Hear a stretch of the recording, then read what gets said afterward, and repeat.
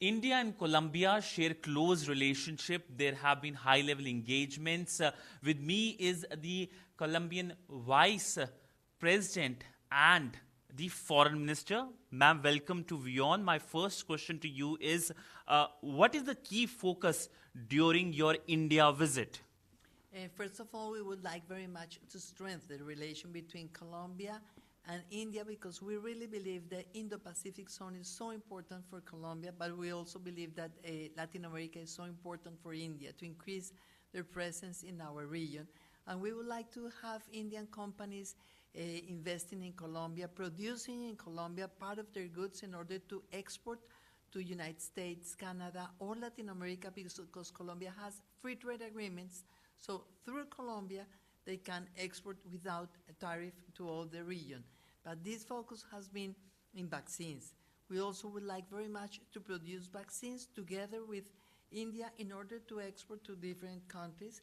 Colombia has been buying Indian vaccines for many years for hepatitis and some other illness. So now we are focusing COVID. Maybe in the future there will be new viruses. So we would like to do research together with the Indian pharmaceutical companies. We believe that the public policy for biotechnology in India is very advanced, and we would like very much to have this. But second, we also have the aerospatial industry. We in Colombia would like to strengthen all related with aerospace and the biotechnology. So these are the three focus in this visit.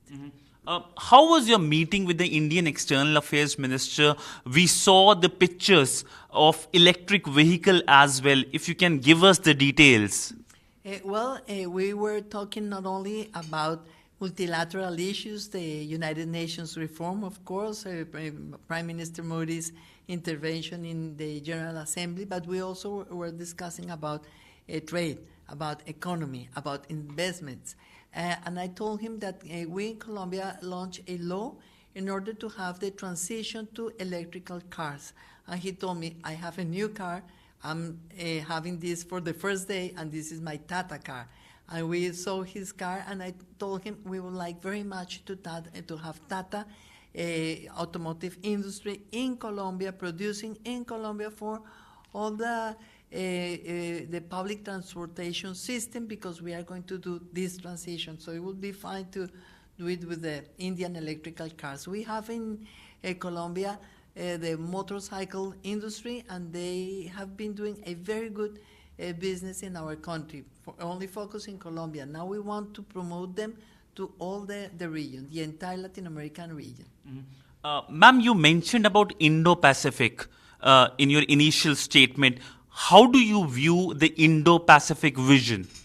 We think that it has a lot of opportunities of growth, of wealth creation, but we also have been working in this Pacific Alliance between Colombia, Mexico, Peru, and Chile. So we feel that we need to create bridges between Pacific Alliance, the Indo-Pacific, and we would like to have India as a very important bridge for both regions, have a better integration process, better trade and investment between the two regions. And of course, it's like always, we have some tensions, we have some trouble, but we need to work in solve every tension through democracy, through values, through respect. And this is something that we also recognize very much in India. Ma'am, recently we know that MOU was signed on space collaboration. How has this collaboration in space sector going forward between the two countries? First of all, we would like to identify specific activities and sectors that we can launch together. For example, the first Colombian nanosatellite, the only one until now, it was precisely with India. Now we would like to have a better presence in the space for peaceful purposes, of course. So, for example, in climate change, in all the information for the mining in the land, and also to avoid natural disasters, and of course for the defense sector. So we would like very much to have this list of activities. Those can be develop with private companies. We would like very much to have the production of parts for the air industry. In Colombia, you have also the production here in India, so we would like to identify with the private sector in order to develop this aerospatial industry also in Colombia. Ma'am, vaccines was very high during your visit. The high priority was given on vaccines. What kind of practical outcomes you're looking forward when it comes to vaccines, vaccine manufacturing, and India support? First of all, we admire very much the public policy about the research and development here in India. We came with our Minister of Health. For us was so important that he can see by himself how all this production of vaccines in India is growing more and more, and hopefully we will have, of course, all the Indian vaccines in the FDA approval and whatever, in order to have more conditions to produce the Indian vaccines. So we have signed this letter of intent between the Indian institutions and Colombian government, but we also have a letter of intent between the private companies in Colombia and some of the Indian private companies. For example, there is one with the Serum Institute and also some Colombian laboratories, in order to negotiate memorandum of understanding, and also in order to have this share research and development and production, hopefully together, hopefully soon in Colombia for the entire region. Ma'am, there have been a lot of high-level engagements. You met the Indian External Affairs Minister recently in New York. You were again meeting him here. The MOS Lekhi was there in your country. Can we expect more high-level engagements in future? Perhaps the visit by the leadership as well, the top leadership as well here in Delhi?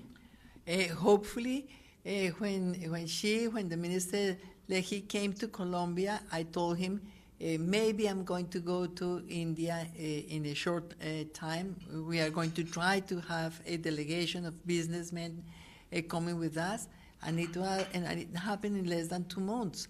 Hopefully we can have the Indian president in Colombia. He was supposed to visit us in year 2020, but unfortunately because of the COVID it was impossible, and hopefully also President Ivan Duque can come to India. We have to work in both visits, but also we would like very much to have Modi's Prime Minister, Minister Jayashankar. I also invite him to come. We have to create this mutual knowledge, not only with public officials, but also with the private sector and the academy. So we are going to try to have these visits in the short term. Visit during the Republic Day of India? Can we expect some kind of visit as the chief guest? Any indication given by the Indian side? No, not yet, but hopefully we can have some. And ma'am, my last question is about your love for saris. How do you see? I mean, you bought some saris as well here in Delhi. In the past, when you visited India, you bought saris. What do you have to say about this? First of all, let me say that the first time I came to India, it was almost 20 years ago. At that time, I was the foreign trade minister in Colombia, and President Andrés Pastrana, he was the first Colombian president who visited India. And I told him, we have to go with a delegation of businessmen. On that time, we came with people in the software sector, in software and engineering, and they started the BPO industry in Colombia precisely because this visit to India. So that's why I am convinced that we are going to have an important vaccine industry in Colombia precisely because this second visit. But unfortunately, we cannot do these beautiful saris, so I bought it because I love it. I like very much the colors.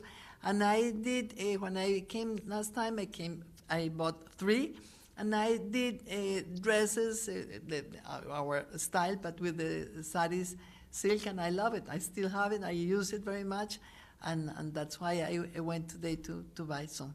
Ma'am, before I leave you, ma'am, you are the first woman vice president of your country, an inspiration for many leaders in Latin America, in the world.